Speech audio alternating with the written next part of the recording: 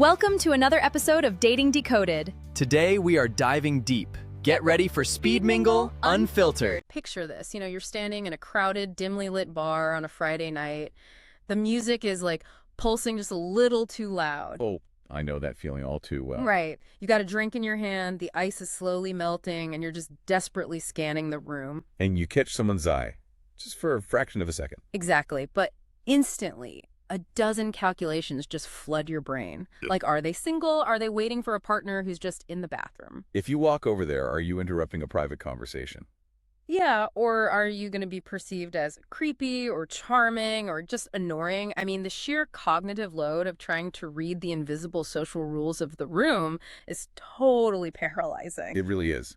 So what do? You pull out your phone, you just stare at a screen, retreating to the safety of a digital world where, the rules are clear, the rejection is invisible, and you have total control. We have all been there.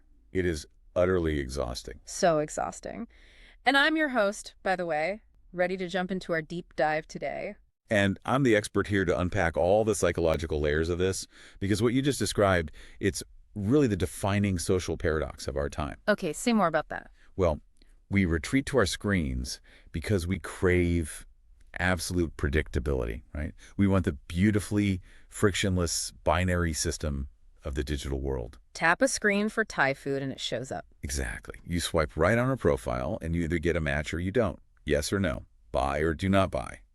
We've engineered the friction completely out of our daily lives. And we've applied that exact same tap and swipe engineering to human connection, to romance, to friendship. Which is a huge problem. Yeah. Because human connection is inherently built on friction. It requires nuance, vulnerability, unpredictability. You can't just sanitize socializing with an algorithm. Right. But by trying to do that, we've created a landscape that is just suffering from massive digital app burnout. Digital app burnout, that is such a real phrase. It is. We've never been more connected on paper, yet we're utterly starved for real, tangible, multidimensional human interaction. And that profound sense of exhaustion is exactly what we're looking at today for our deep dive. We are unpacking this whole phenomenon where you're just endlessly pulling the lever on a digital slot machine. Swiping, swiping, swiping. Yeah, just hoping for a jackpot of human connection that honestly rarely pays out. So true. So we have this really fascinating stack of sources in front of us from the organizers of an event called the Sip Sizzle Speed Mingle. It's happening on Tuesday, July 28th, 2026. Yep, at a venue called the Vine Barley in Port St. Lucie, Florida. But, this isn't just a flyer for some local mixer. No, not at all. The materials provided by the organizers, that's HRB Universal, LLC, they read way more like a philosophical manifesto on modern loneliness. They really do. They're making a tremendously bold claim here. They're essentially positioning this single event as the antidote to the algorithm. They're prioritizing what they call IRL and real-life chemistry. And they're doing it not by just throwing people in a room and, crossing their fingers, but by meticulously reverse engineering the exact pain points we just described in that bar scenario. Right. They want to cure that digital app burnout by creating a highly structured, heavily engineered, real-life social ecosystem. So if you, the listener, have ever felt that hollow, soul-crushing sensation of the endless swipe, or that sheer, paralyzing dread of walking into a room full of strangers without a safety net, we are going to tear this concept down to the studs. We really want to understand the deliberate psychological mechanics of how this one event is trying to hack human connection. The organizers state right up front that environment is everything. They're setting the stage very specifically at the Vine Barley. Yeah, they describe it as having a cozy indoor wine lounge intimacy paired perfectly with a breezy, string-lit outdoor patio. And they're very explicit about the dress code, too. I thought this was interesting. Oh, the smart casual, summer chic mandate. Yeah. They literally tell attendees to think of clean jeans, summer dresses, crisp button-downs. Well, that curation of the physical space and the attire, that's the foundational layer of behavioral architecture. Behavioral architecture, that sounds intense. In environmental psychology, we look closely at how a physical space dictates the psychological state of the people inside it. So you can't just take someone who's been staring at a glowing rectangle in a cubicle all day, drop them into a sterile conference room with harsh fluorescent lighting, and expect them to suddenly exude warmth and charisma. Exactly. The environment has to physically and psychologically disarm them. And that dress code piece feels crucial. It's like they're asking you to put on a specific uniform for socializing. Right, you aren't showing up in the sweatpants you've been wearing while doom scrolling on the couch. And you aren't showing up in a stiff corporate suit either. It acts as a psychological transition zone. Because we all inhabit different versions of ourselves depending on the context, right? Right. Totally. When you leave work, you're often in a defensive, transactional, or problem-solving state of mind. By mandating summer chic, they're forcing you to actively transition into your relaxed social self before you even leave your house. You're like dressing for serendipity. That's a great way to put it. And the venue's aesthetics, the string lights in particular, are a classic atmospheric cue. Soft, warm lighting mimics firelight or starlight, right? Yes, and it physically softens facial features, which subtly lowers the perceived stakes of interaction. Compare that to harsh, directional lighting that makes everyone feel like they are under a microscope. Oh, absolutely. And that concept of lowering the stakes really brings us to the dual nature of the event's name, Sip and Sizzle. It sounds catchy, but the sources break down the actual psychology behind those two words. So the Sip is about utilizing the venue's selection of boutique wines and craft beers to act as a social lubricant. You arrive, you get a drink, you ease your nerves. Then the Sizzle is represented by their logo, which is this retro emblem of two interconnected speech bubbles on fire. I love that visual. That's supposed to represent the high-energy, fast-paced chemistry of the actual event. So it's a deliberate manipulation of physiological states. Yes, the sip, the alcohol, provides a mild depressant effect. It suppresses the central nervous system just enough to lower cortisol levels. Which blunts that acute social anxiety that naturally spikes when you enter a room of strangers. Exactly. Plus, it gives your hands something to do. Holding a glass is a well-documented psychological comfort mechanism. It creates a tiny physical barrier between you and the rest of the world. Right. But the danger of the sip is that if people become too relaxed, the energy just flatlines. You just end up with a lethargic, quiet wine bar where everyone is sort of murmuring in corners. Which is why the sizzle is the structural counterweight. It injects adrenaline and momentum into the room to keep the heart rate elevated. It's trying to find that perfect Goldilocks zone of human interaction. And the organizers argue that this specific physical environment is vastly superior to the digital realm. They boldly claim, that you are far more compelling in person than any static filtered profile picture. Which, sure, sounds great on a marketing brochure. But it's actually rooted in evolutionary biology.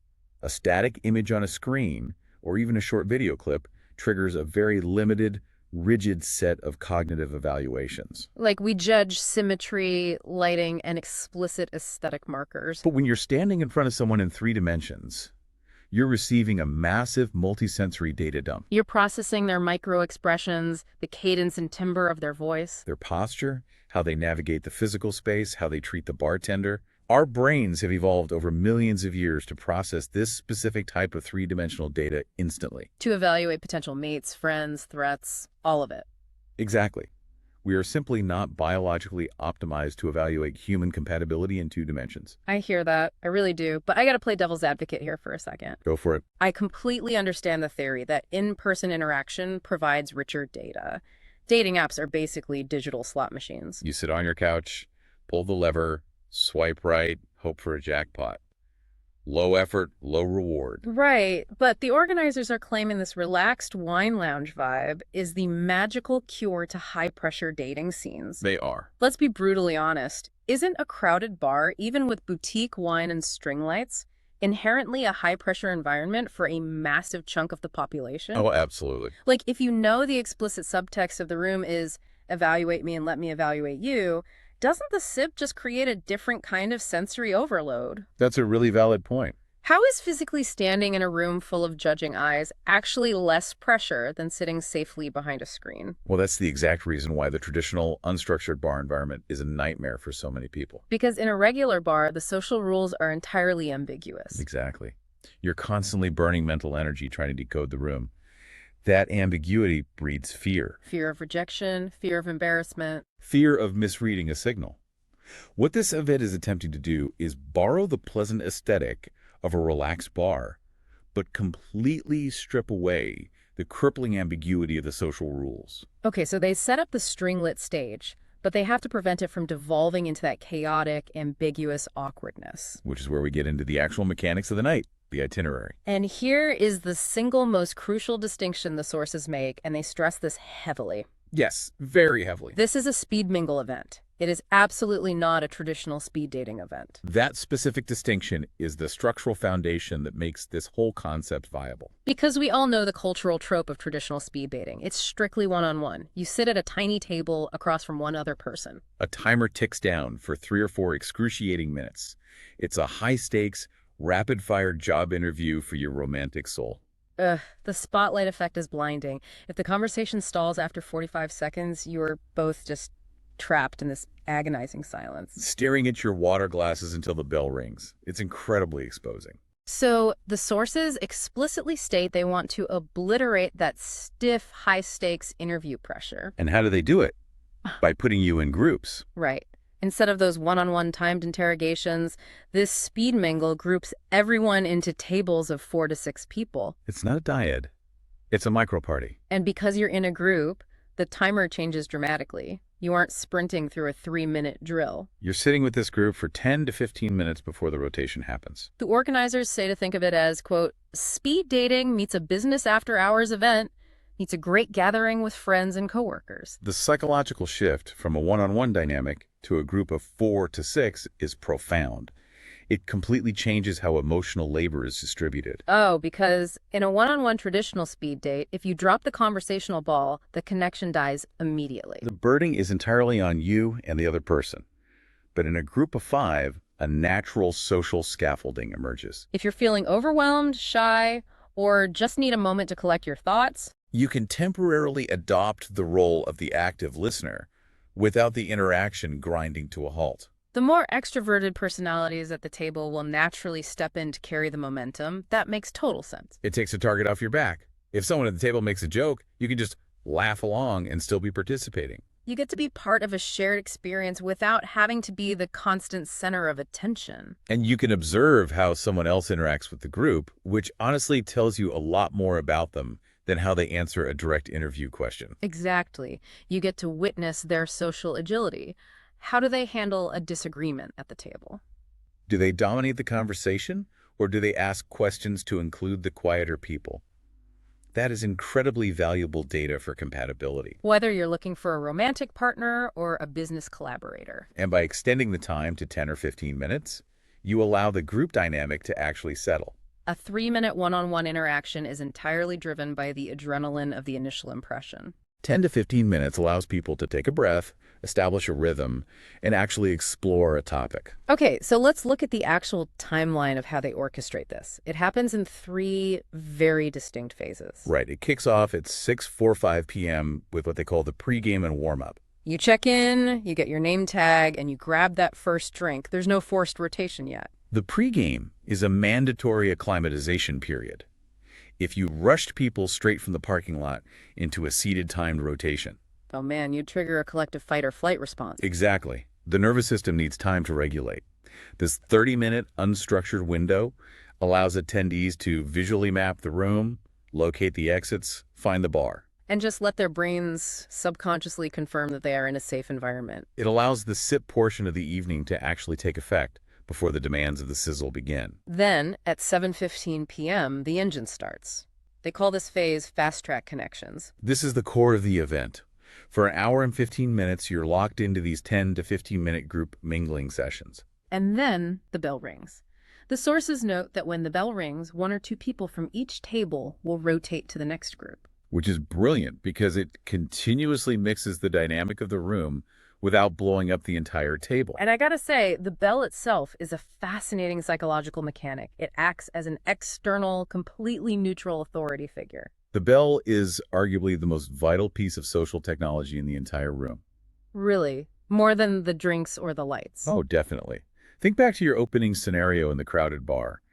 In unstructured environments, The single hardest part of any conversation is figuring out how to gracefully exit. Oh, it's the worst. We rely on polite fictions. We say, I need to use the restroom, or I'm going to grab another drink, or I need to go find my friend. We use those excuses because we feel a profound sense of guilt when we end an interaction. We don't want to signal rejection. The bell completely removes that guilt. It's the ultimate social scapegoat. I'd love to stay and hear more about your stamp collection, but the bell commands me to move. Precisely. You do not have to reject anyone, and you do not have to awkwardly excuse yourself. The rules of the event dictate the movement.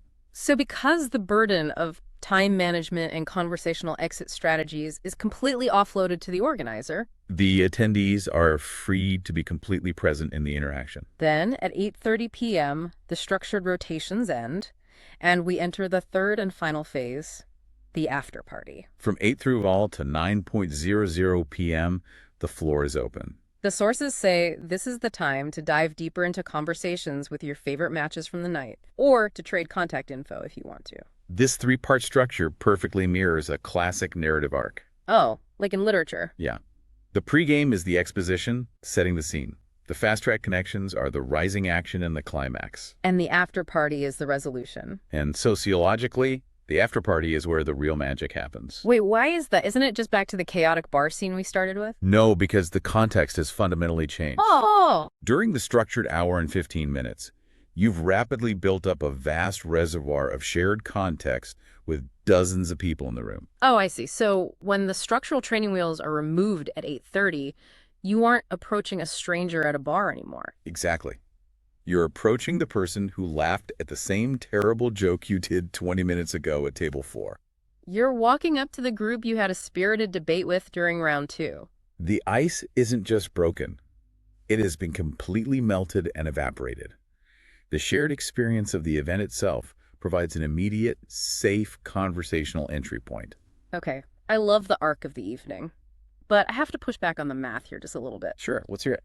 You're at a table of 4 to 6 people for 10 to 15 minutes. If you divide that airtime evenly, you're still only getting a couple of minutes of actual speaking time per person to make an impression. That's true.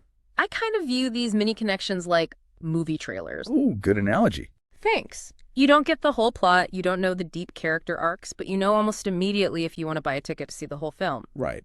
But if you only have a few minutes of actual airtime before the bell rings and the rotation shifts the group, aren't people just going to inevitably fall back on their most superficial, rehearsed judgments? Yes. Like, how do you actually get past a basic physical assessment or a superficial vibe check when the clock is ticking and you're sharing the stage with 4 other people? It is a highly valid concern, and it is the exact trap that destroys traditional networking mixers. Because when time is scarce and pressure is high, human beings default to heuristics, mental shortcuts. We fall back on the conversational scripts we have practiced 1,000 times because they are safe. We ask about the weather, we ask if they had trouble finding parking. And most predictably, we ask, so what do you do for work? The worst question.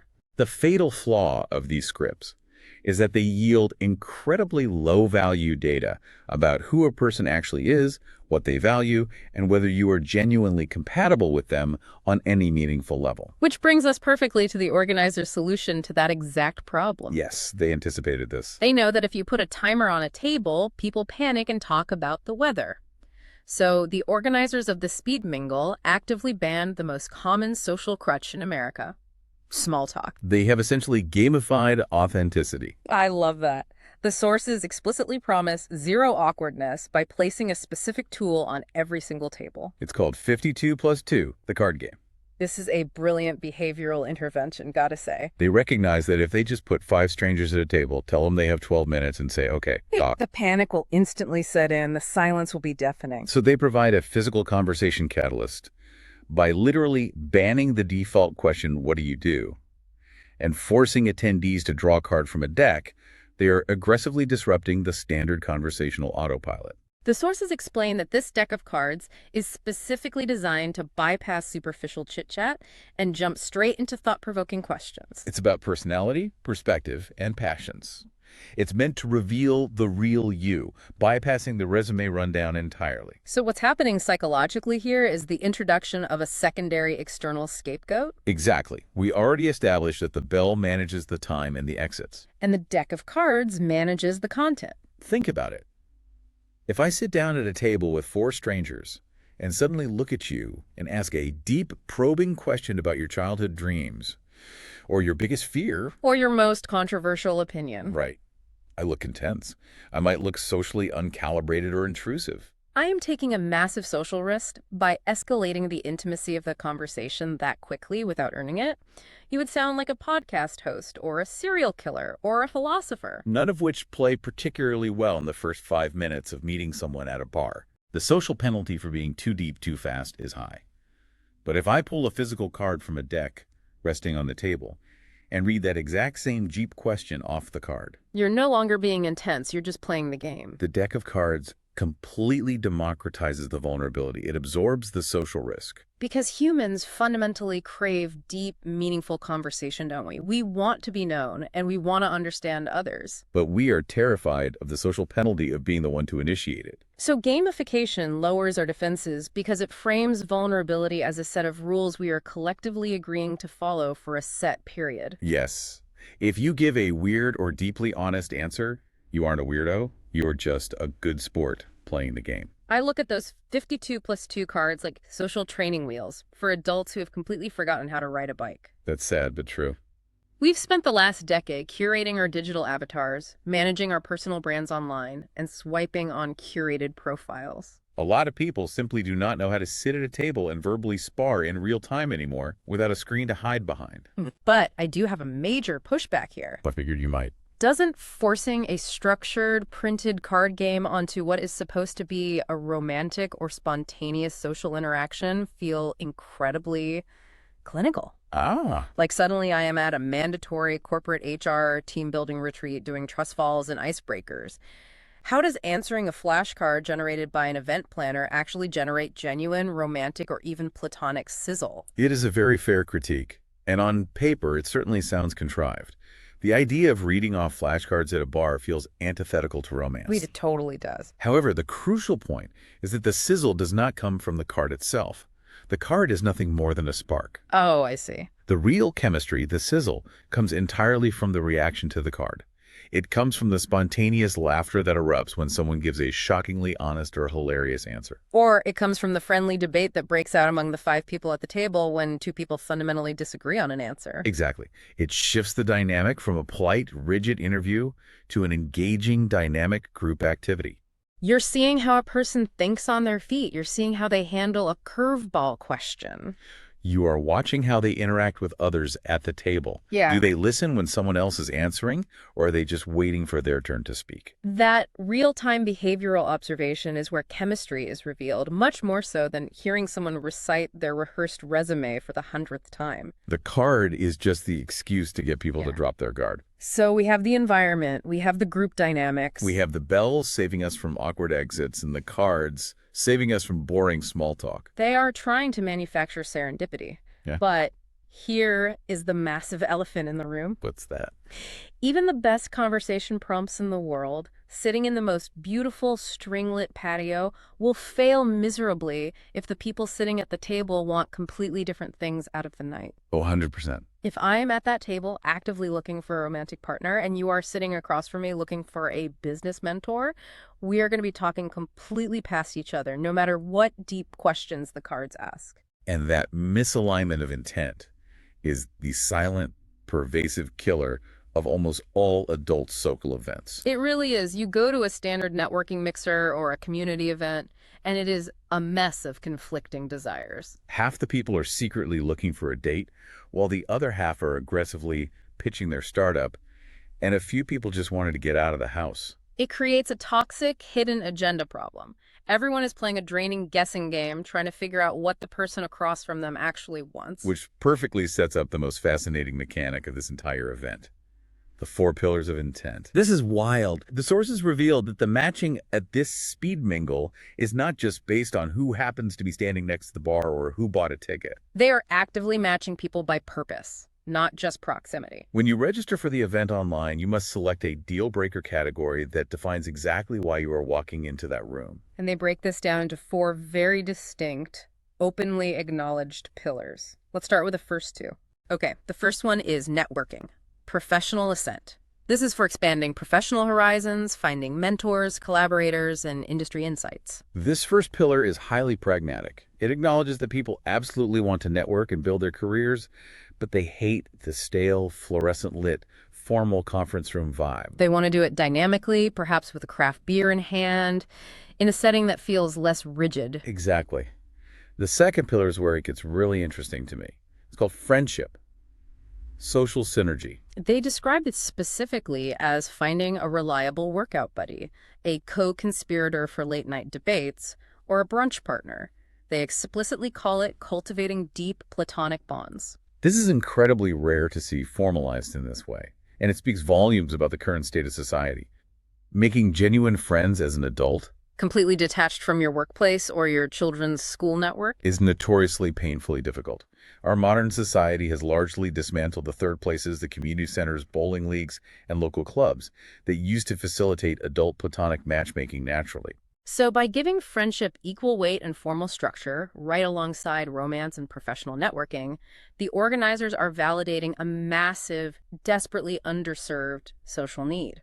Millions of people aren't looking for a spouse or a job. They just want someone to get a coffee with on a Saturday. Right. Now, the third pillar is what you would naturally expect at a mingle event: dating, romance, and real chemistry. They pitch this as skipping the superficial digital profiles to find an undeniable in-person spark. Completely bypassing the expensive, drawn-out scheduling and disappointment of a typical first date from an app. And then we have the fourth pillar. Which, frankly, blew my mind that they included it so openly right next to professional networking. It's called casual fun, spontaneous adult play. The source material strictly defines it as being for those seeking spontaneous hookups, low-commitment, high-energy interactions with clearly defined boundaries. It is a radically transparent, almost shocking approach to event design.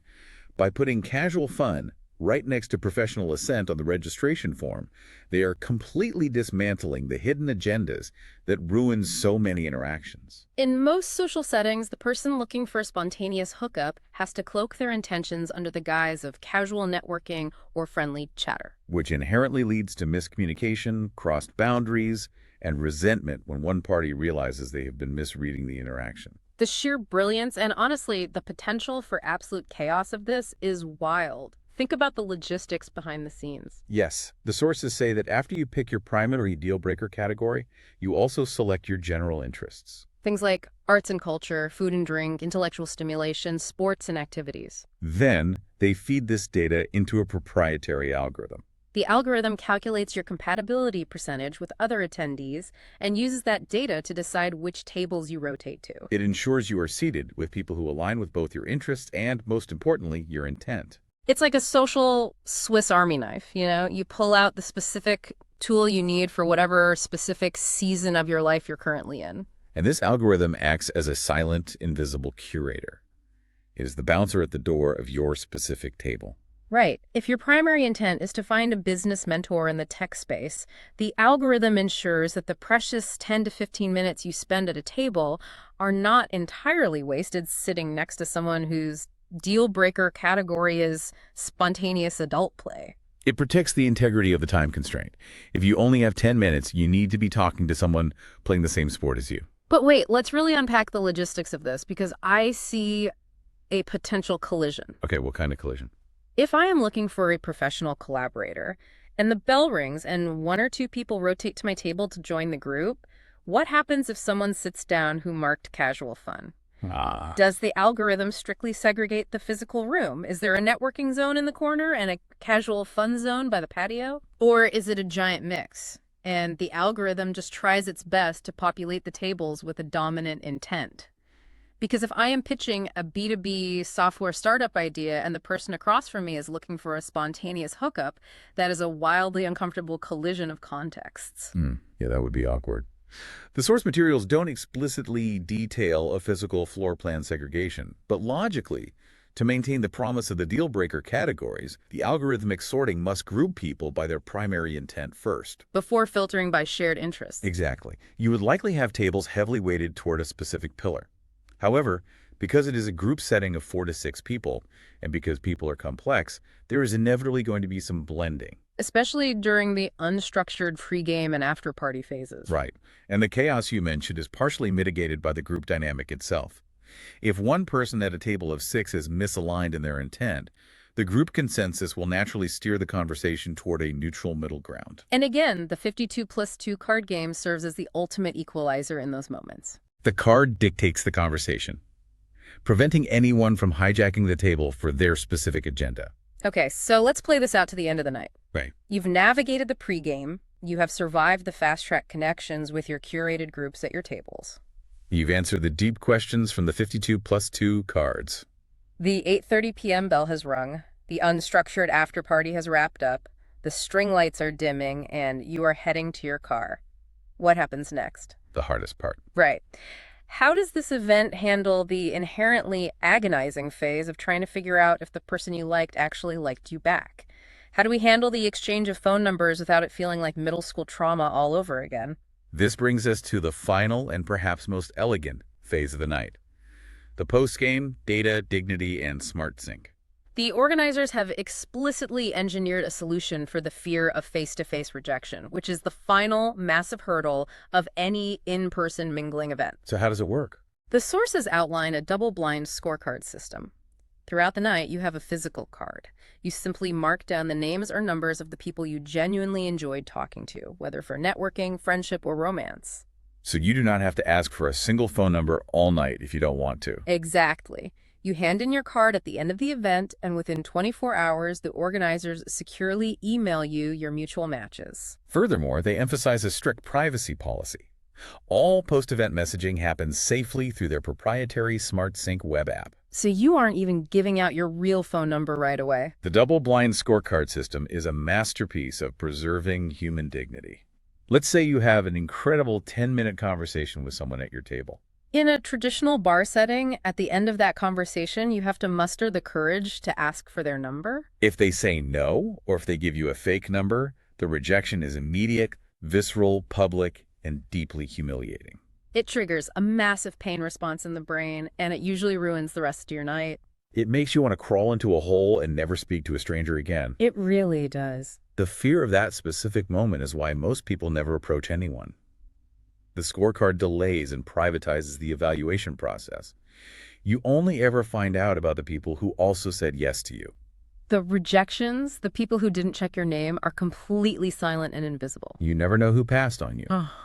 It heavily insulates the ego, which in turn encourages people to take far more chances and check more boxes than they ever would if they had to ask for the connection verbally face-to-face. It's like waiting for your test results, but the fun kind. You wake up the next day, check your email, and see who matched. It extends the excitement of the event into the next day.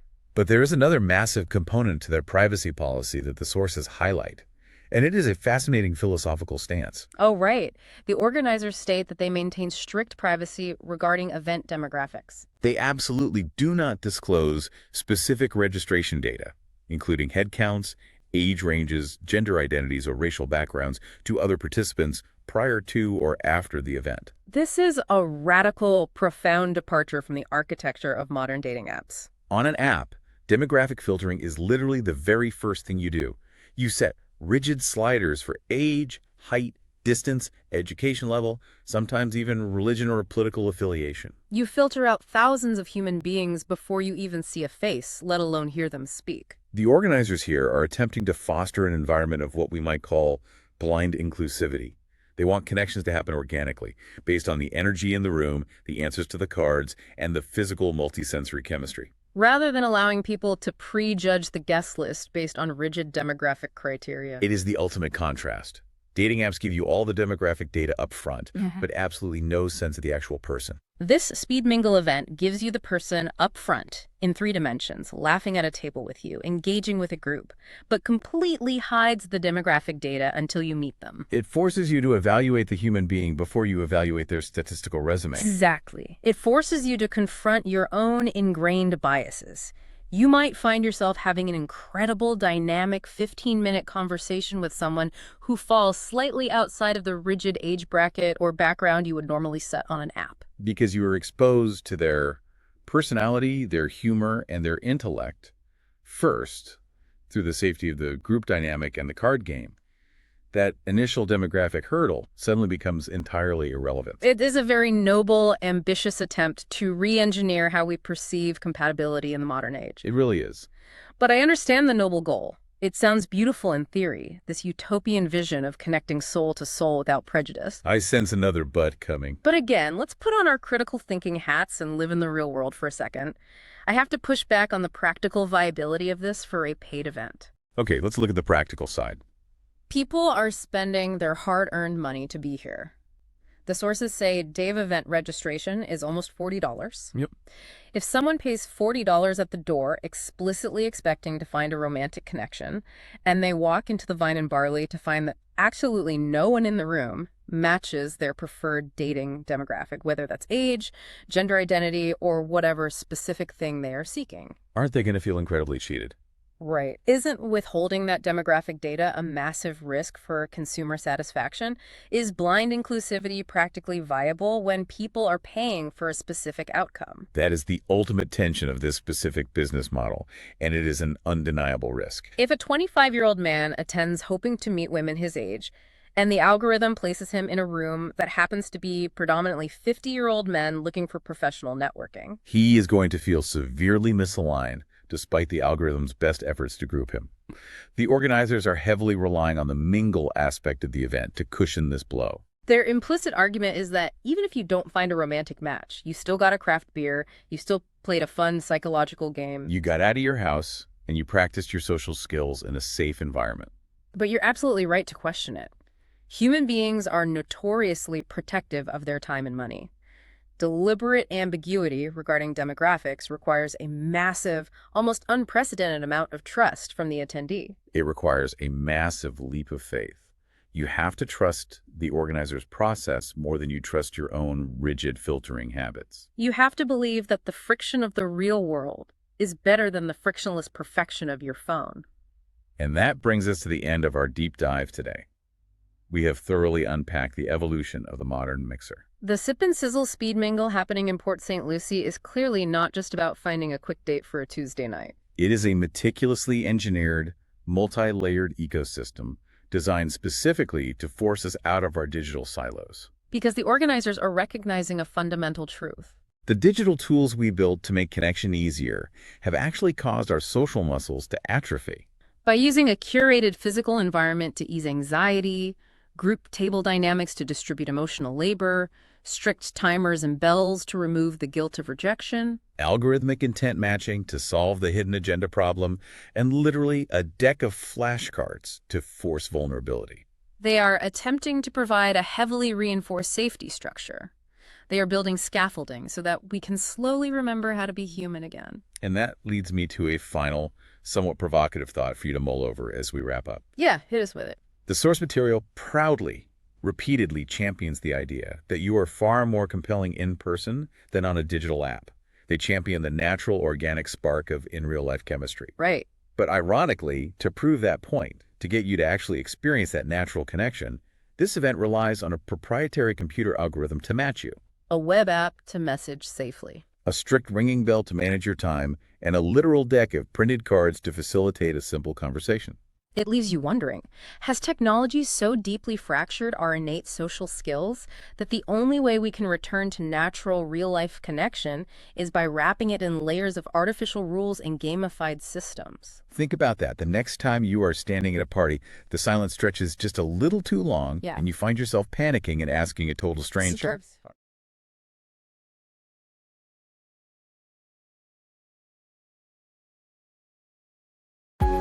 Thank you for listening. And watching on the new Speed Mingle TV network.